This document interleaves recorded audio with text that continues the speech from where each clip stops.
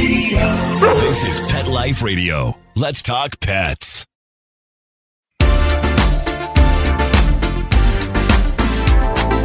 Rappaport to the rescue with award-winning animal advocate Jill Rappaport.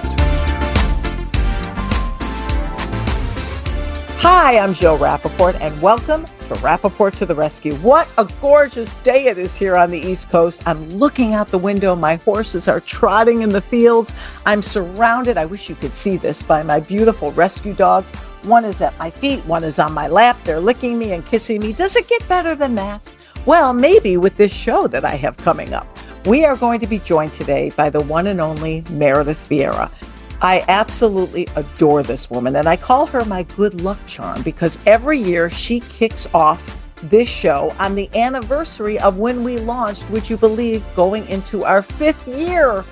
This month, 4 years ago, we launched this show, and so to kick off our 5th year, of course, Meredith is back to be our special guest today, and also the one and only Bill Berloni, animal trainer extraordinaire. I haven't talked to Bill in such a long time because he's been so incredibly busy with amazing projects. We'll hear all about those. So please stay tuned. Meredith Vieira and Bill Berloni when we come back. Take a bite out of your competition.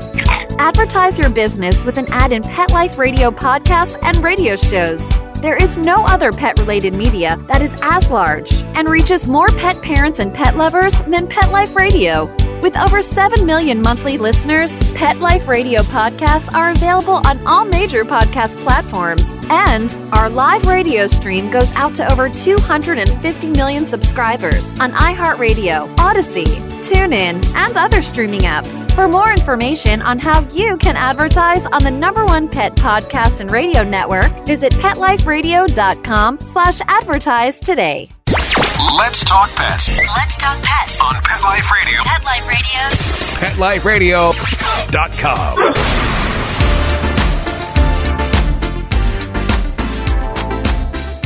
Meredith Vieira, so great to have you on the show again. As I said in the open, you're our good luck charm. We kick off every year on Rappaport to the Rescue with you. So thank you so much for being here. And of course, Bill Berloni, what would I do without you? So great to have you both here. And Meredith, wow, what a year it's been. It has been a year of highs and lows like everybody else's. You know, you have these moments of joy and these moments of despair and moments where you're just sort of going along and riding the wave and everything is really cool. So since we talked, our sweet Pea, our 17-year-old cat passed away, but she passed away in our home. I found through a friend, and Bill, you may know of this group of vets they're called Zen Dog, and they will assist you in helping your pet pass away. I'm not sure what's the correct language there. Crossover. Okay. 2 of my kids still live in New York, and they came and spent the day with Sweet Pea, and we were all with her, and she was in good hands. She really was. It was so sweet. He asked me, what does she like to sleep in? And in the last years of her life, there was this tattered basket, and she would go in there. I think it was her haven, and he brought the basket to take her with him. So it was very moving and the right thing to do. It's always hard. You guys know that. I mean, Jill, for sure. Yeah. It just tears at your heart. You take solace in the fact that she lived a great life, and now her brother's still kicking at 18. He's got his issues. He walks with a limp. My husband walks with a limp. I sort of walk with a limp.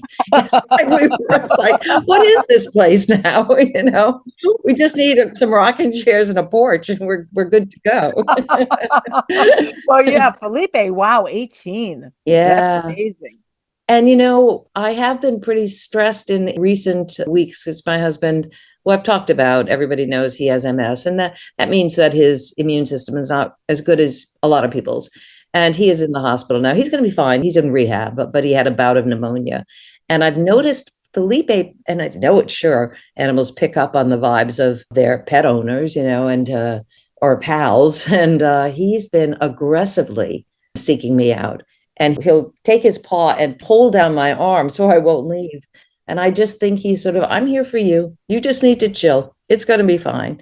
I really feel he's brought me a lot of peace at this time and a lot of comfort that you don't even realize how much you need it until there's this warm, furry guy next to you sort of, hey, lady, I'm here to help. Just the touch of one little paw. And Bill, you see that all the time, the comfort that these animals give. And they know when Yeah. something's going on. Oh yeah, for sure. And when we lose our loved ones and we get so upset, it bothers me when people don't understand why. Why are you so upset? It's just a cat or it's just a dog. And but unless you're in it, they're family. And Totally. Meredith, I think he just lost a family member. So I mean, the two of you are consoling each other. You're consoling him, he's consoling you. Absolutely right. Yeah. So the whole family is in a tough place right now, and our animals definitely know that. And if we pay attention to it, not only can we benefit from them, but we could also help them, get through it. Well, I think we're in such a better place with people accepting and understanding that they are our fur children. They're part of our family. I remember years ago, I was getting ready to go on the Today Show and I had just lost my dog. And I was like, literally tears were coming down my faces. I was walking towards the studio, Meredith, and I thought, get it together, get it together. This was 20 years ago. And I thought, they're never going to understand that I'm sobbing over my dog. And I could barely breathe. And I just remember trying so hard that I must hold it together because nobody will understand because it's my dog. And yet today it's the same thing as a family member and people totally get it. Wouldn't you agree with that? Well, I would for sure. And I think that it's so interesting. I can't tell you the number of people who say, I like my dog better than my husband or my wife or whatever. It's that unconditional love. And they say it in jest, but not totally in jest. Animals are there for you forever. It's that unconditional love that we've talked about a million times. And we say it because it is true. So I understand the sobbing. I would be actually more curious and upset if somebody didn't react that way. Yeah. That to me would be kind of odd. Well, to us, of course, Yeah. but to people who aren't in our world and don't understand that they complete us, Yeah. it's a whole different spectrum. But, I've talked to so many people recently. As you know, Al Roker just lost his rescue, his beautiful Pepper, that I facilitated that adoption years ago. And I said, oh, I'm at a shelter right now. Are you ready? And he said, oh, just give us a little time. How do you feel about that? I want to talk to both of you because the minute I lose an animal, I seem to want to always immediately rescue one in honor of the one I lost. Meredith, are you ready to maybe get another cat, another dog? You lost Jasper. Not right now, I'm not. Felipe is already dealing with some geriatric issues that I'm on top of, like the subcutaneous fluids and things like that, because his kidneys he's an old guy. So it comes with the territory with cats, or often does. I feel like I have a lot on my plate, and I think an animal in your home is a big responsibility, and I'm just not ready to take that leap again. For Felipe, I'm not sure that introducing another animal right now At would his be age. great for him. Yeah. So, but I agree in the bigger picture. I can't imagine not having that four-legged buddy, to come home to and to love. If you've had that always, since the time I was a little girl, we had cats when I was little at my house. And then eventually when I grew up, dogs and cats, and it's ingrained in me. It's like, it would be odd to walk into a house and not hear a meow or bark or that pitter patter as they're coming up to you on the wooden floor. It's just, Well, you also have a grand dog, right? Arthur, King Arthur, they call him. Yeah.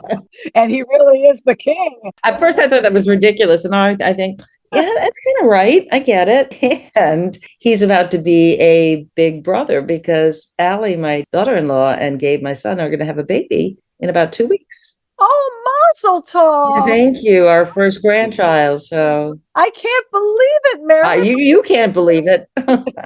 No, I'm very excited. It's a little boy. What they did was we celebrated Christmas. They were all off, all three kids with their mates doing things, but they came on my birthday or the day before to celebrate here in Irvington. December 30th, isn't that? December 30th is my birthday, and they came the day before, and we opened presents. And then at the very end, Gabe and Allie said, oh, we forgot to give you the card. And I said, oh, that's cute. That's nice. And I opened it, and it was a little picture of the sonogram saying it's a boy. And I don't know when I stopped crying, but it was pretty dramatic. I was like, it was especially where we are right now in our lives and what's going on in the world. And I don't want to get bogged down in that conversation. But when you find joy, grab onto it, really embrace it, because it's such a precious thing. I'm keeping my fingers crossed. I just want a nice, healthy birth, and I know it will be. But, I'm the it's that Rory Wart in me all the time that I just want everything to be fine. Well, you're the Jewish mother. That's Yeah, why, exactly. right? The Catholic mother who's Jewish, the shiksa. Meredith, that is just the best news in the world. And it's so funny how life works, you know? You couldn't be happier about that. And you're dealing with a lot of stress right now. And our thoughts and prayers are with your husband. Oh, thank you. Thank you. He's a tough cookie, that guy. So he's giving them a run for the money in rehab because he wants to get home, but he has to be a little bit stronger, and he will be. Pneumonia knocks anybody for a loop, but somebody with other pre-existing conditions, it can really throw you off. You get back, but it's a process. Very difficult. And the fact that he's going to be a grandfather, I'm sure, is giving him that extra push to be strong and get out of the hospital and get well again, right? His grandpa name he wants it to be Pops, although the child will probably determine what the names are.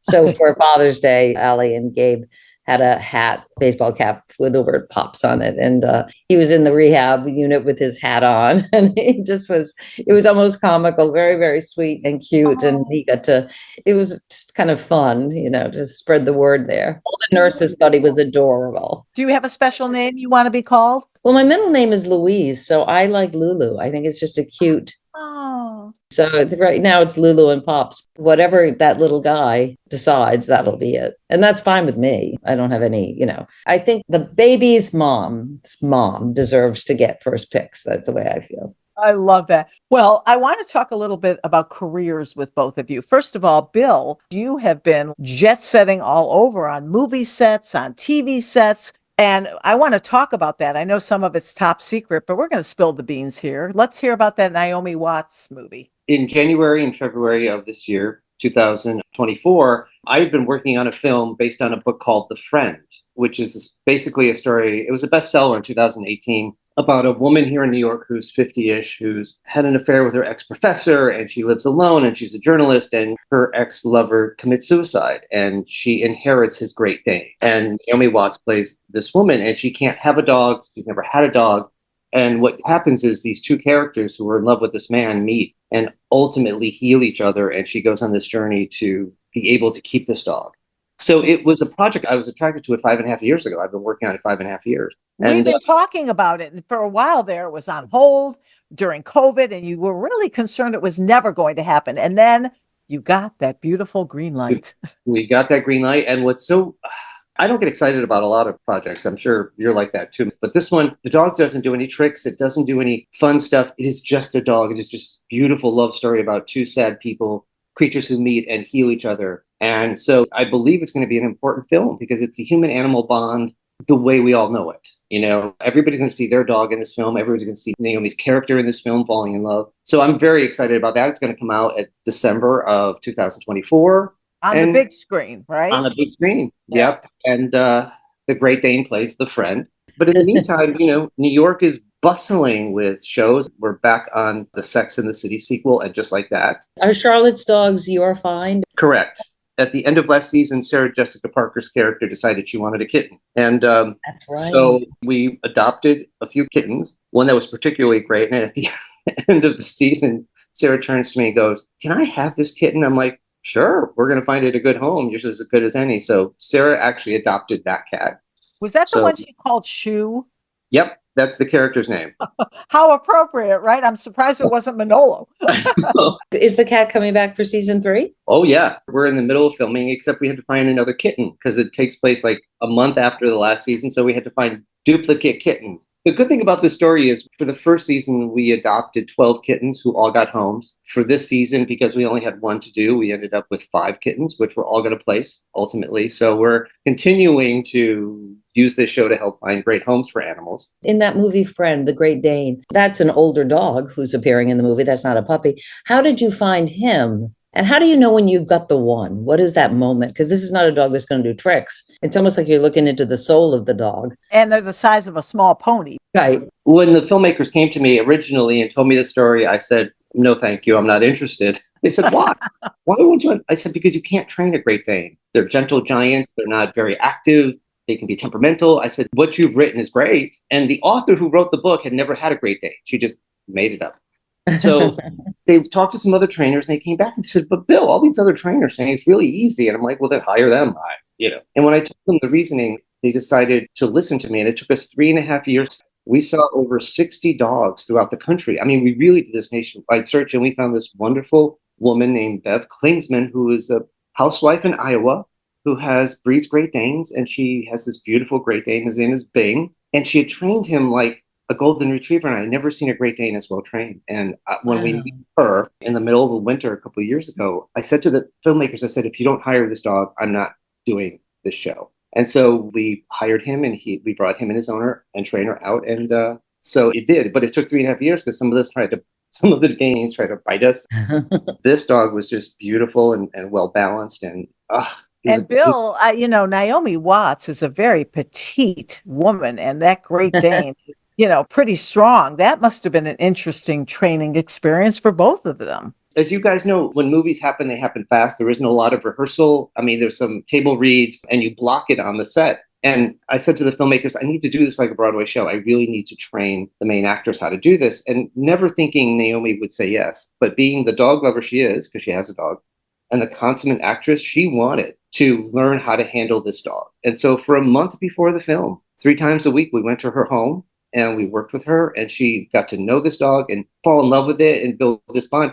And when you see it, the first half of it, the dog is dragging her everywhere, just not listening. It's actually a very controlled, choreographed bit that we had worked on. So she's completely in control while she's making it look like she's out of control, which was a safety factor with a 170-pound dog. So was the dog with you 24/7 throughout all of the filming as well? Yes. The owner came with Bing, the main dog, but then we had to come up with a backup dog. And we had found another Harlequin Great Dane, because they had to match, who was a pet out of Chicago. And so both dogs were intact, which meant they weren't neutered. So we were living in a very small house with 2 Great Danes who wanted to kill each other.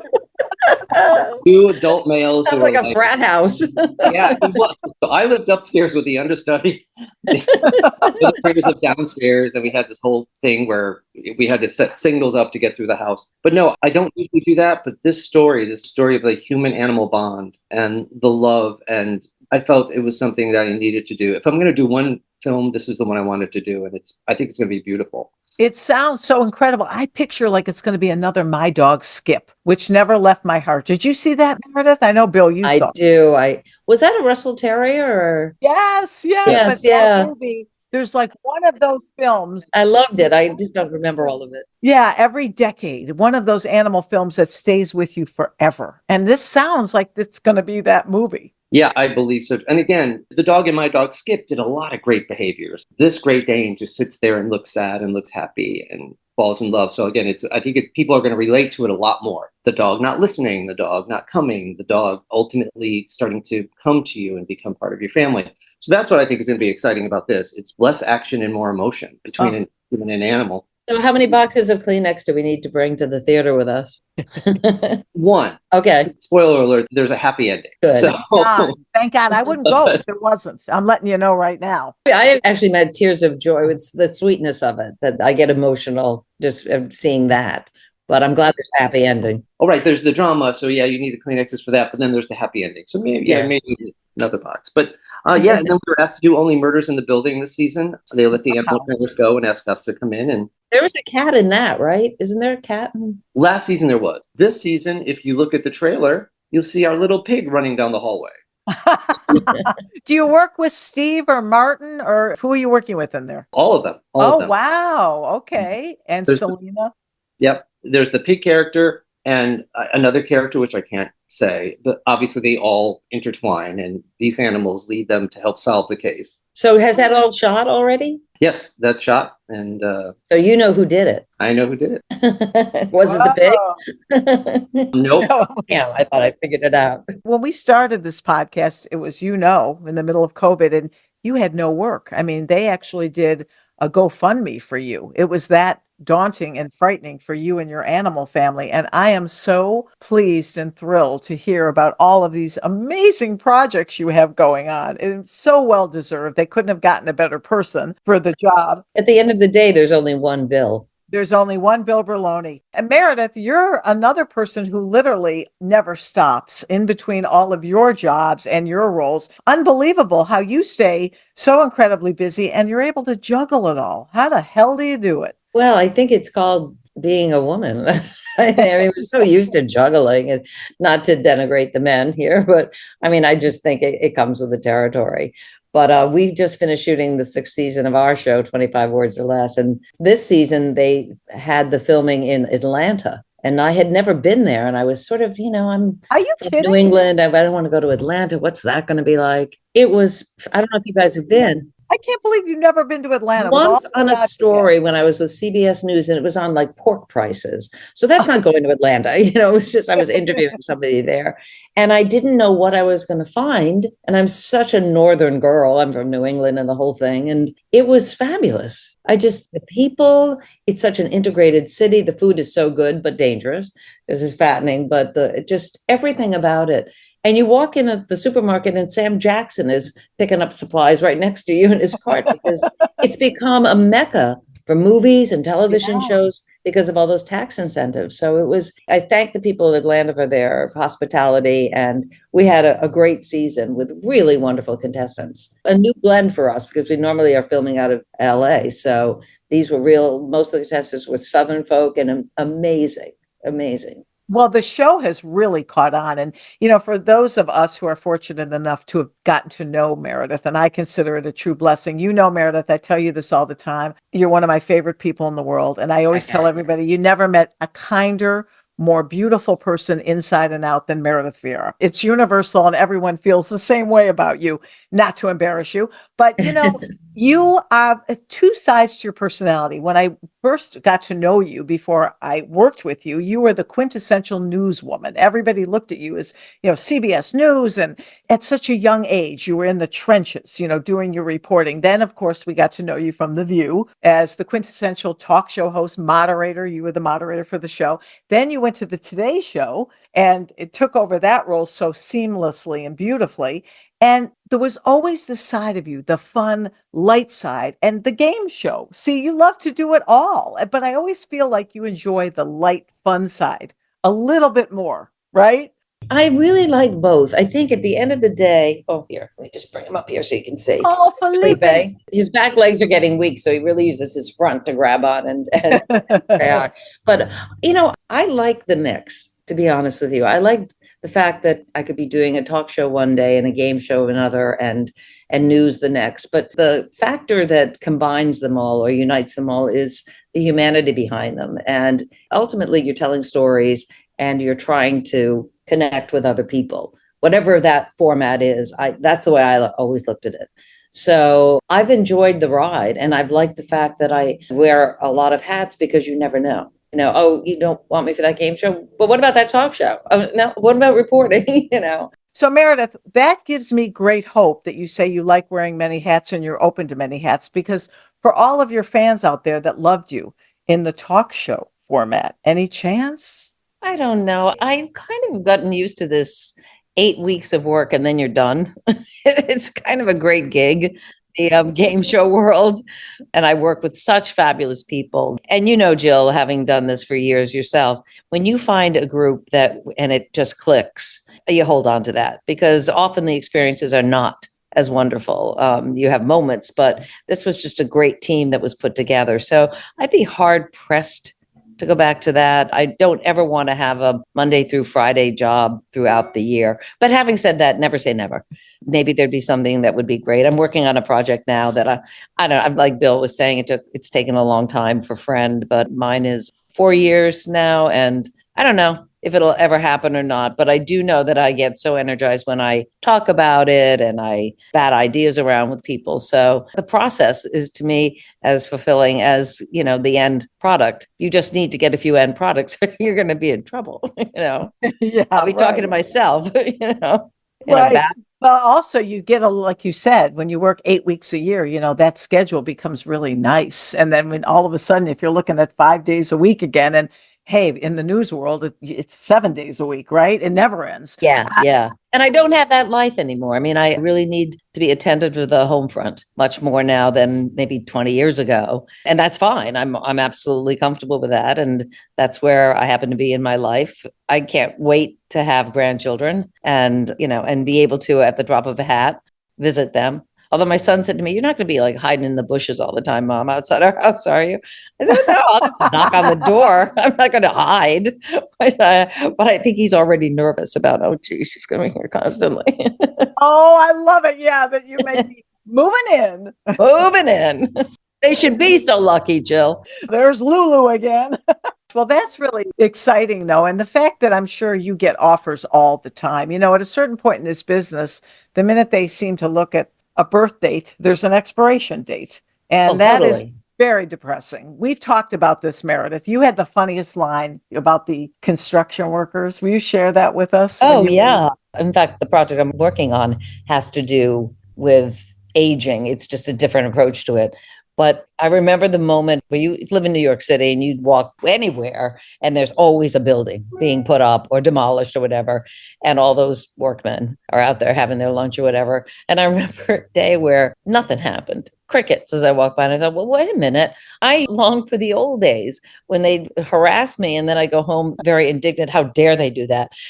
Now you get nothing. And then I wrote about this. I wrote a big essay to kind of put all my, I sent it to you, Jill. I know. And it's top secret, but I wanted to share it, Meredith, because the words were poetry to me. Well, thank you. It wasn't that they weren't looking at me. It's that they didn't even see me. I had become invisible. And I think that's the way a lot of women feel at a certain age, because you are put on a shelf, and I don't want to get on a soapbox about this because I just don't, but it's a tough thing. And when you're in the world that we're in, that's a visual world. It's hard when you hear somebody say, oh, we want you, only the younger version. We're looking for that. The younger Meredith Vieira? Are you kidding? What does that mean? Wow. Nobody would ever say that to your face. Are you kidding me? No way. Well, somebody said that, but somebody told me because they were in the meeting and it was a friend of mine in a meeting. This actually goes back years. I had left Channel 2 News. And so I was in New York City. And so I moved from there to CBS News. So it was at one point when I was at CBS News, and the woman who was still at Channel 2 and was a friend, although they didn't know it, she called me and she said, you won't believe the meeting I was just in. So I'm in my 30s, like early to mid 30s. And she said they're looking for Meredith Vieira, but just younger. Jesus Christ. If they're already looking for that now, oh my God. So that set me off a little bit. That was the first day I drank a bottle of wine. I love it. Well, and it really sets you back, Meredith, because after 30, you did nothing with your career. No, but it was just, because I'm just stupid enough that I don't pay that much attention, or smart enough, I don't know. But those comments, even when you can overlook them in the moment and say, well, that's ridiculous, they stick with you. Yeah. Even no matter how enlightened you are as a person, that kind of sort of self-distance in the back of your mind all the time. And it can eat away at your confidence. Exactly. After a point. And so you have to kind of every day put on your armor, so to speak, and get out there. And it's probably why I tried to have a very diversified portfolio when it came to my profession, just so that I would have ins and outs. Oh, and boy, do you ever. You've done it all, and you've done it all to perfection. That's what's so unbelievable about you. There's so many people in this business that have dabbled in different facets, and you and I and Bill, we know that some may work and some have bombed, but not with you, Meredith. You were a bona fide hit with every single thing you've ever tackled in your career. Well, my talk show, my own, only lasted 2 years. It did very well when it was on and people loved it. But you know what I mean? I'm not a big dabbler. I like to put my toe in a lot of things. But once I'm in, my attitude has always been, give it your all. Don't half-ass it. Just for no other reason than out of respect for yourself and your craft and the people you're working with. I've been on a lot of startup shows. The View was a startup. 25 Words or Less was a startup. My own show was a startup. And you get to know people on a different level when you're in the trenches at that point and you're building something together. So for anybody to have the arrogance to not put in their all, to me, is sinful. What are you doing there then? Exactly. And then if it fails, it fails. But I have been, knock on wood, pretty lucky in the sense that I've done well. And I attribute that to the teams and the hard work. And talent. Well, yeah. a little of that. Give yourself a little pat, Meredith. But if Bill had trained me, I would have true talent. But I didn't have this.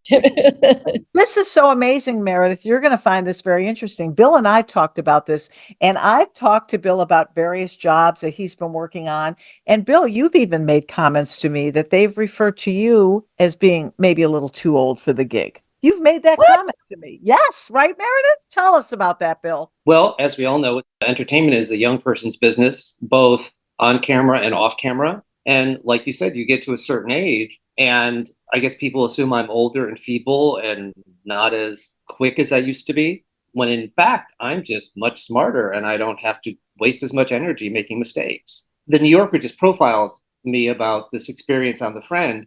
And the reporter said, Bill Berloni stands there very calm, and you don't know whether he's Zen or he's about to explode. And, people take that inactivity as something like, oh, he's just not with it. But the thing that it brings it back to is our pets. Meredith, you said it, and we all have to put up this armor because we get all this negativity and all this stuff. And even when we go home, sometimes our spouses aren't sympathetic to what's happened. That's why I don't have one. I'll take the pets. Go on. But our pets are. We could take off our armor around our pets. Yeah. Truly, and just feel that unconditional love, And But Bill, I can't believe you being a man, and I'm sorry, but it is about in this business, they look at women and they say too old. You've experienced ageism big time. Sure. Yeah. What did they say? You're too old to train on our film? Yes. You're not fast enough. I mean, I understand all the references sometimes in the scripts. I may have to do a little more research to know what exactly they're talking about. And so they just take that as a sign of weakness. Do they ever bother to look at your track record and your experience and go, my God, like you just said, it's going to be so much easier with Bill because he already knows all this stuff? Maybe the producers do who hire me, but the crews, they're not going to Google my experience. And so, yeah, I'm just the old guy. Now I'm really depressed. Okay. Yeah. Now, on that note, first of all, this has been such an amazing show. Catching up with both of you and hearing what unbelievable lives, what's been going on in the last year. Meredith, we haven't spoken to you since our last anniversary show. And Bill, I haven't spoken to you in so long because of your crazy busy schedule, but I'm so thrilled that everything is going so great professionally for both of you. Meredith, I know it's a little difficult right now, but you're married to a tough, amazing man. And I know he's going to get through it and he's going to be the best grandpa in the world. And it's just so wonderful to have you both here and spreading the message of the joy and the love that our animals give us and how desperately we need them as much as they need us. Well, Bill, when you were saying on the set how people look at you and go, well, he's either Zen or, what did you say? He's either Zen or? About to explode. About to explode. Mine is, she's either Zen or senile. Early stages of senility and just lost. And I say a little of both. And you know what? My kitty cat, Felipe, will take me just the way I am. So that's good enough for me. And again, there's the ages. I mean, there's ageism and discrimination. Men obviously might get violent, but women are just like out of it. Yeah, exactly. So what's the message here? The message is just surround yourself with animals because they love us just the way we are. Absolutely. And don't listen to the noise out there. Listen to what's inside you and you'll be fine. That always works. Well, thank goodness for age, because I'm at a point I can't hear the noise out there. But it's so great having both of you. And I can't wait. The next time I'll be talking to you was when you're a grandma. I'm going to be calling you. I know. So excited. And thank you all for tuning in today for this very special edition of Rappaport to the Rescue. Let's Talk Pets every week on demand, only on PetLifeRadio.com.